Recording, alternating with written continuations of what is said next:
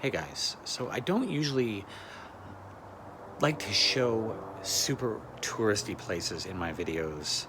I try to do a little bit of a different spin on things, but Arches National Park in Utah, that's where I am today. And this place is a little bit too epic for me not to show you. Let's just take a little spin around at what's around me.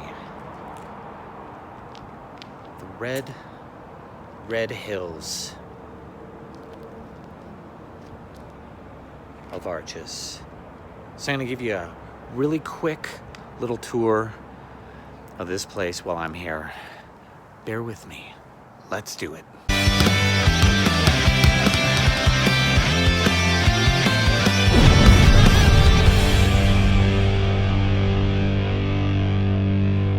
So these are just a few of the animals that, if you're lucky enough to see them, live in the red valleys and among the buttes here in Arches National Park. Like, look at this guy. I wouldn't mind running into a ram, though I wouldn't be so down for a ram running into me. These two look like they're fighting. And these two guys either look really bored, or were just in Colorado enjoying some of the legal marijuana flowing through the Rocky Mountains. And just like the landscape of Monument Valley and further south toward the Arizona border, you'd be forgiven with thinking you might actually be on Mars while driving into Arches. This is an absolutely otherworldly place. Just red rocks, buttes, and valleys as far as the eye can see, and not a whole lot of plant life, or none that you can notice initially. It really is a barren yet beautiful landscape. And just look at the size of that rock balancing precariously up there. I wouldn't want to be around when that finally decides to fall. Man.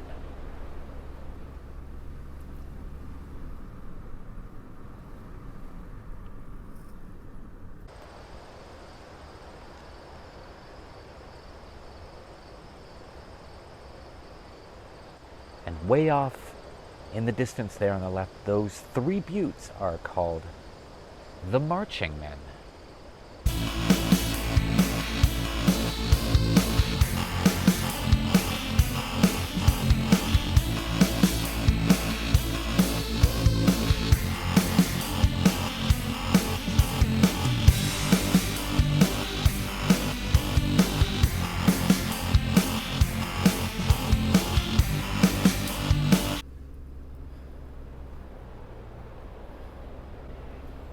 It really is like being in a land full of giants out here. Red giants, that is. The unfortunate part of recording videos like this, and why I don't usually like to do a lot of these natural wonder and landscape type videos, is that the sheer scale of these behemoths gets lost and very understated. I can tell you how big these things are, but it's definitely something you have to come see for yourself firsthand. And I don't imagine that Utah is high on anyone's travel priority list. So it's sort of why I'm doing this, to try and show you the wonder of this amazing state of Utah.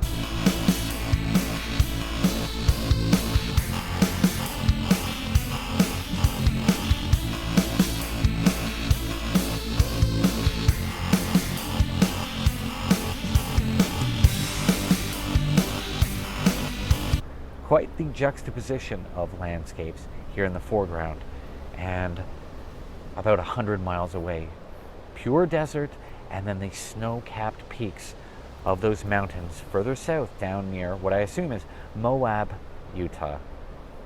An absolute treasure trove of adventure for those who love to dune buggy and dirt bike and go by foot for an hours-long hike. So many options.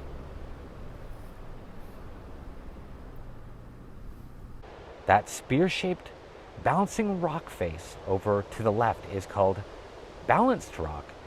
And I wonder how many more years it'll take before rain and other elements erode the base it sits precariously on, enough that balanced rock becomes fallen rock. So many things to contemplate out here in Arches.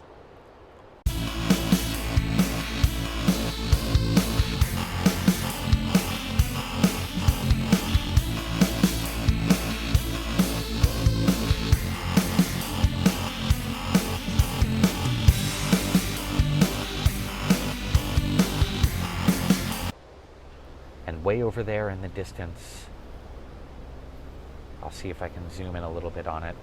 That is the most famous arch of all arches here in Arches National Park. Do you recognize it? That is the superstar of the American West. That is Delicate Arch.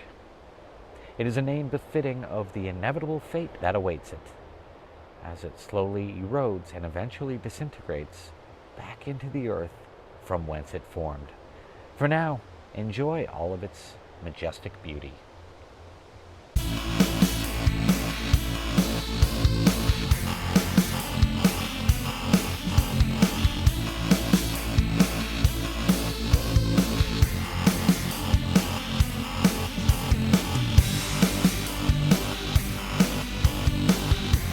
Making the walk up to Delicate Arch, the arch to end all arches, if you're into arches, if arches are your thing. The Delicate Arch is actually the arch that is featured on the Utah license plate. It is probably the most recognizable arch in the world, next to the Golden Arches. These stairs look natural, but I can assure you they are not. They are man-made.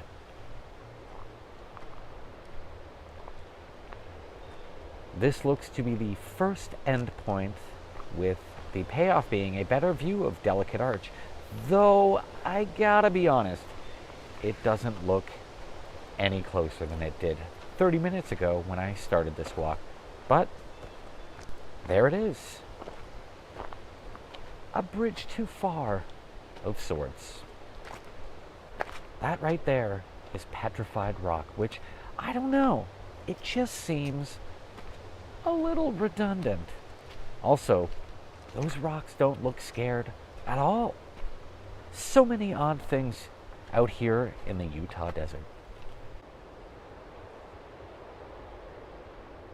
Once again, I want to remind everyone that all of this was once miles under the ocean, and that 90 million years ago, dinosaurs called this place home. I wonder how many UFOs have landed here. I know. It's a weird question, but seriously, that's some food for thought.